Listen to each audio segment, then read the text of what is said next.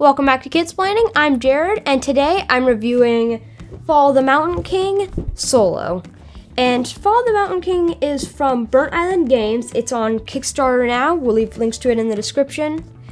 And Fall of the Mountain King is 1 to 5 players, and I got the chance to play solo mode. It is really fun, and the story is one of my favorite parts of it. The story of Fall of the Mountain King is that the gnomes are invading your territory and you're trying to fight them back, and you, the trolls, are trying to keep them away from your territory while also trying to not die. And you lose in this. The story is that you lose, so you're just trying to lose the least. This game has a multiplayer mode, but in this video I'm going to be reviewing the solo mode of Fall of the Mountain King, which is called Last Stand. That's because in the story, you're the last troll standing and everyone else has fled, so you're trying to protect the mountain from the gnomes. First, I want to say that solo mode is pretty different from multiplayer mode. In multiplayer mode, you only score the players, but because there's nobody else to play against, you score the gnomes instead. And there are also clans with low defense that you must control at the end of the round, or the gnomes destroy that clan and you immediately lose. Something else different about Last Stand is that the clan vote tiles and Great Hall tiles are face down during the game, and you flip over a few after each round. This makes it so the game is more like you're trying to blindly protect Great Halls that could be weak, and you're not working on getting votes from the clan that you need a bunch of votes on.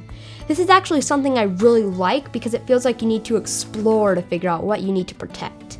Another thing that makes solo mode different from multiplayer mode is that you don't get honor during the game. It might be because everyone has fled and no one will give you honor unless you save them. The last big thing that makes solo mode different from multiplayer mode is that the gnomes don't move the Gnome Wheel. After you place all your ancestry cards at the beginning of a round, you draw a new card like this one, but you don't place it. For every blank space, elder space, supply space, and wild space, you move the Gnome Wheel 1 space. So for this card, I would move it 2 because there's 1 elder and 1 blank space. And for any normal spaces, which would be the gnome, hammer, shield, or hand, or claw, or paw, or something, you choose one and you place a cube of a new color, not the color of your cube, on that. But you can place it, if it's something like this, you can place it on a 1 strength hammer, because strength doesn't really matter. So I can place it right there. And that's how the Gnome Wheel moves, but because of that, no gnomes go by the Gnome Wheel, they just go back to the supply. So this means only 2 gnomes will invade in a breach. And finally, in an invasion, instead of entrenching gnomes, you put a cube of a 3rd color on the gnomes that are already there, which also makes it so more gnomes will invade, which makes it even worse. But you're the last one standing, so you can't protect it as well. So I would do this if there was an invasion. All the gnomes would get 1 green thing, but then they would just keep invading. One of the things I like about Fall of the Mountain King Last Stand is how the story of it matches up with the base game. I also like how the Gnome Wheel moves after you place your ancestry cards, like the gnomes are preparing to fight. I like how the gnomes fortify instead of entrenching because it seems to make the story come alive. Also, because before we played Fall of the Mountain King, I didn't know the word entrench existed. A few things that made Last Stand a little less fun were that you can't earn honor during the game, and that makes it feel very lopsided at the end of the game. And since the gnomes score, they score a bunch because a bunch of them come out at the end of the game that you can't fight. So they score a bunch, and not having honor makes it so that you either win by a lot less or lose by a whole lot. And like I said, the gnomes come out a bunch at the end of the game, because at the end of each round, you flip over flag cards to see where the gnomes are going to invade. And since they don't entrench, there are a lot more of them out that you can't fight.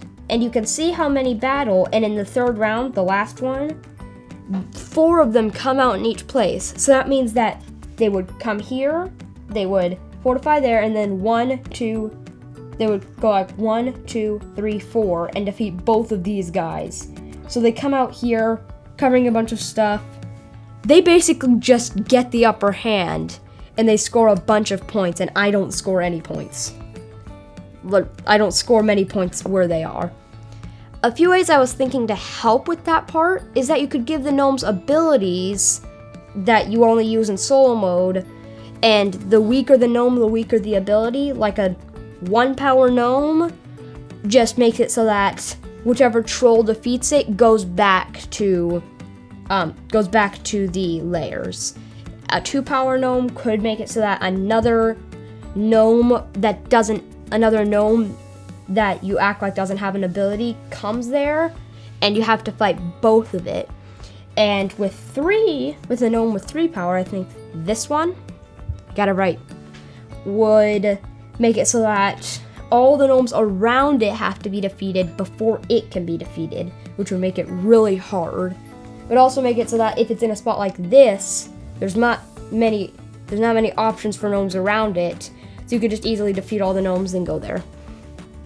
And something else I'd like to see, since it takes so long to set up, something that could help make up for the length of the setup is add more rounds, because it takes 20 minutes per player, and there's only one player, so it takes 20 minutes, but it takes like 10 minutes to set up the game.